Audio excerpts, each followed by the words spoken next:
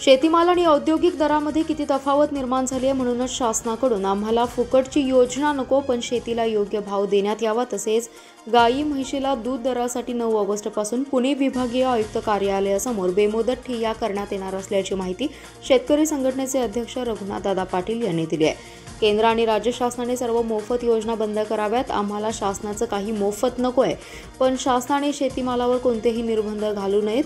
सरकारच्या हस्तक्षेपामुळे गेल्या 60 वर्षात शेतमालाचे दर आहेत तसेच आहेत, परंतु उद्योजकांच्या मालाचे दर 10 पटीने वाढलेत। सरकारच्या या दुटप्पी धोरणामुळे शेतकरी कर्जबाजार झालाय। केंद्र शासन वर्षाला 6,000 रुपये देतं, पण शेतकऱ्यांकडून वर्षाला जीएसटी करातून लाखो रुपये वसूल करत आहेत। सर्व रासायनिक खते, कीटकनाशकांसह सर्वच शेतीमालाची जीएसटी करातून मुक्त केली पाहिजे।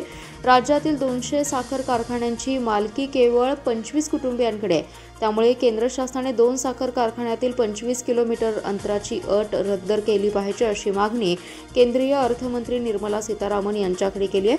निर्मला सीतारामन यांनी माहिती घेऊन लवकरच 2 कारखान्यातील अंतराच्या अटीबद्दल निर्णय घेण्यात येईल असं आश्वासन दिल्याचं पाटील यांनी सांगितलं।